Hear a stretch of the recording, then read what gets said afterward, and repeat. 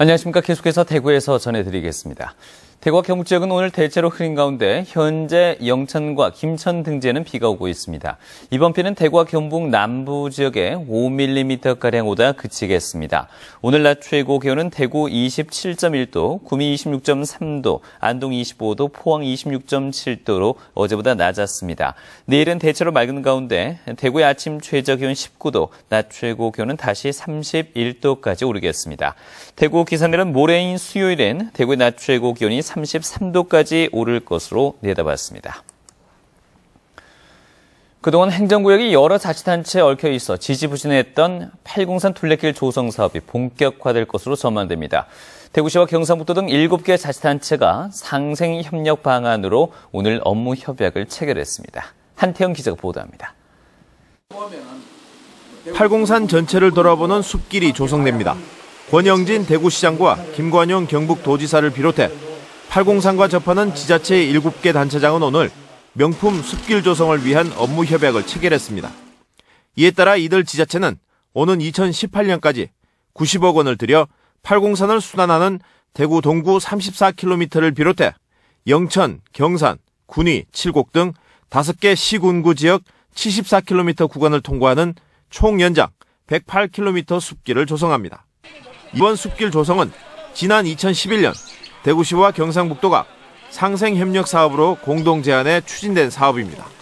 상생의 정신들이 하나하나 구현되고 시도민들이 이 상생의 정신길을 따라서 함께하는 그런 의미를 이제 실현할 수 있게 되었다 이렇게 생각합니다.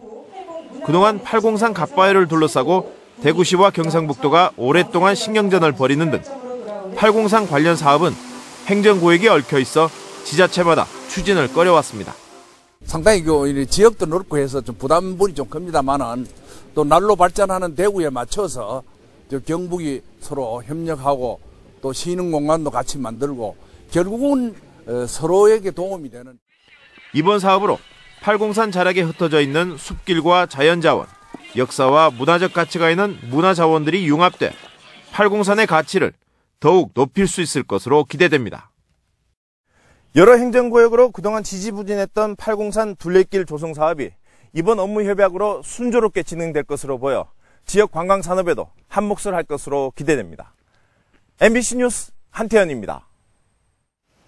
보건당국에 따르면 메르스와 관련해 대구에는 1차 검사에서 음성으로 판정된 의심 환자 3명이 대구려원에서 2차 검사를 기다리고 있습니다. 경북에서는 경주로 이송된 확진 환자 2명과 1차 검사에서 음성이 나온 구미 고교생 3명 외에 서울 삼성병원에서 근무한 30대 간호사와 삼성병원을 방문한 50대 남자가 어제 1차 검사에서 음성으로 나왔지만 의심 환자로 분류돼 2차 검사를 앞두고 안동과 경주병원에서 치료받고 있습니다. 이 밖에 자가격리자 대구 10명, 경북 20명, 일반 관찰자 대구, 경북 각각 20명과 30명이 지역 보건당국의 관리를 받고 있습니다. 메르스 발병 위험이 커진 가운데 경상북도는 어제 자가격리 대상자가 다녀간 울릉도에 열 감지기 석 대를 지원하고 울릉도 입도객을 상대로 일일이 열이 나는지를 확인하기로 했습니다. 경상북도는 또 예비비 6억 원을 들여서 일반 마스크 100만 개 등 메르스 방역 물품을 지원했습니다. 오늘부터는 시군보건소에 메르스 비상전화를 10회선 증설하고 도청 홈페이지를 통해 정부 발표 병원과 의심 증상자 현황을 안내합니다. 대구 대표 도서관이 남구 대명동 캠포크 헬기장 터에 들어설 전망입니다.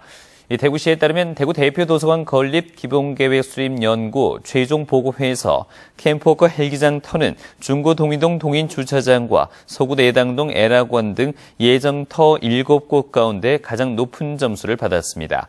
대구 대표 도서관은 연면적 14,000여 제곱미터에 장서 200만 권 규모로 최종 터가 정해지면 오는 2017년 공사를 시작합니다.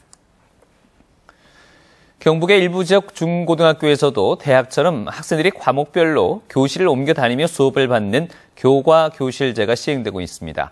과목의 전문성을 살리자는 취지인데 학생들의 반응은 기대에 미치지 못하고 있습니다.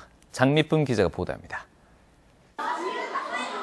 2년째 교과 교실제를 시행 중인 경주 지역 한 중학교의 쉬는 시간. 계단과 복도마다 바쁘게 움직이는 학생들로 꽉 찼습니다. 사물함에 들려 교과서를 바꾼 뒤 멀리 있는 교실까지 이동해야 하기 때문입니다.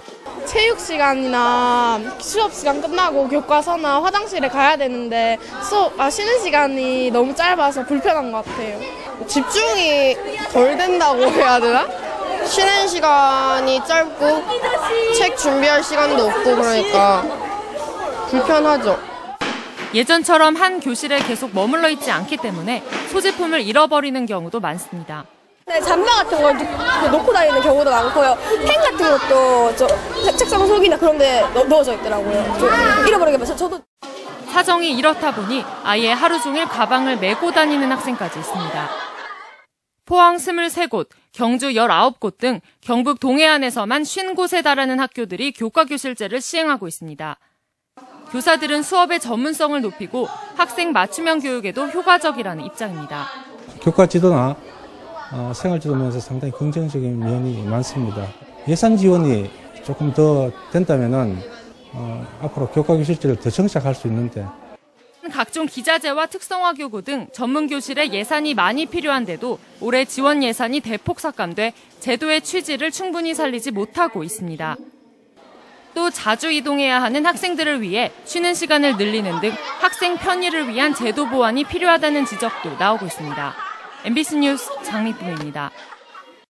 한국수력원자력과 경주시 월성원전 1호기 동경주 대책위원회가 오늘 경주시청에서 월성 1호기 계속운전에 합의해 이달 안에 재가동될 전망입니다.